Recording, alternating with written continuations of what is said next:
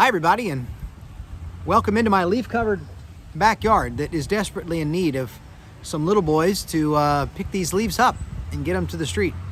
And as of yet, that hasn't happened, so chances are good that's where I'll be spending my afternoon. But a beautiful day we have to do it, and so grateful for that. Happy Wednesday. We're here again with a word for Wednesday, and this morning I was doing some reading in Psalm 46, a passage that has provided comfort and relief. It has brought strength and encouragement to God's people for thousands of years. And its words are as powerful today as they were the day that Asaph wrote them and shared them with the singers of the temple.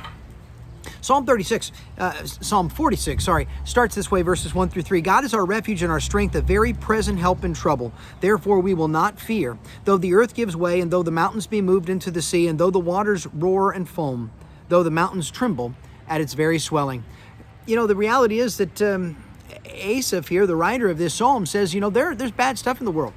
He doesn't deny the reality of it. He doesn't try to whitewash it. He doesn't try to downplay it. He doesn't try to say, oh, it's not that bad. It's not that big of a deal. No, he says it is what it is. The mountains are trembling. The earth's giving way. They're falling into the sea. The oceans are roaring and foaming. These things are real. These things are really happening. But you see, his focus is not on those things. His focus is not on the devastation and the difficulties and the hardships and the trials. His focus is on something greater. His focus is on what the very first word in this entire psalm is: God. That's his focus. That's where his heart is. That's where his mind is. That's where his attention is drawn. And he has this phrase, God is our refuge. So it's God all-powerful, and the way that how cool. That little bird just landed right there above my head. And the way that he works in and through his people is to provide refuge from the difficult times that they find themselves in. This psalm was also a favorite of two of my very favorite theologians of the past. You know, I have a deep love for Charles Spurgeon and for Martin Luther. And this psalm played an important role in both of their lives. Spurgeon, when writing about this psalm, drew his attention and drew the attention of his audience to the word our. God is our refuge. And he did so with the challenge to his congregation. He said, God is the God who provides peace that passes understanding. He's the God of all comforts. He's the God who brings strength and resilience in the midst of the hardship. He's the tower. He's the rock. He's the stronghold. But he is our refuge. He is our refuge. Listen to how personal that is. Listen to how lovely that is. He is the refuge in a personal and real way for me and for you. Well, Spurgeon went on to say, how do we know that he is our refuge? How do we know that we are the our in our refuge? Well, he gave 3 tests, and I think they're good tests. He says this promise of peace belongs to the one who meets these 3 qualifications. One is belongs to God's family.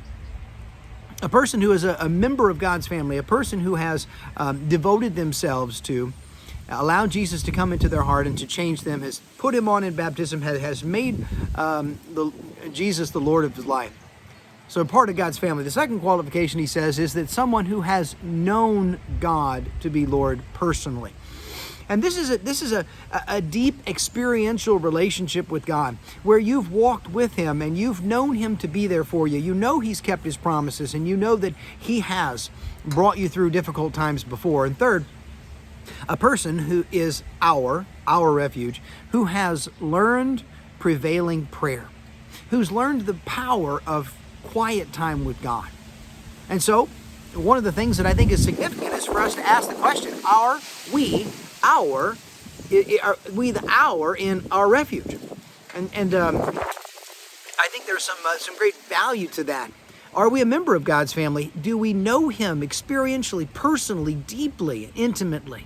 And do we spend time with him in prayer regularly? If so, then he is our God, and as our God, he provides us a refuge.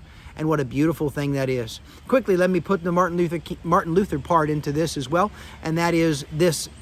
Martin Luther, in the midst of his greatest trials and struggles, he was being persecuted and chased, and he eventually would lose his life for what he believed in. But through it all, he had a traveling companion, a best friend, And he would often say to his best friend in the hardest of times, with a cheerful voice and a jubilant spirit, he'd say, "Come, let us sing the 46th Psalm, and then tell the devil to send his worst." What a great sentiment. Come, let us sing the 46th Psalm, and then let's tell the devil to send his worst. You know what? If we are of his family, if we know him personally, if we understand and appreciate the value of prevailing prayer and practice it, then we too can be like Martin Luther, and we can say, let's look at this psalm, let's put it in our hearts, and let's not fear anything that Satan might cast our way. I hope these words are as encouraging to you on this beautiful Wednesday as they have been for me, and I hope that it's a blessing. Look forward to seeing you all very soon. God bless.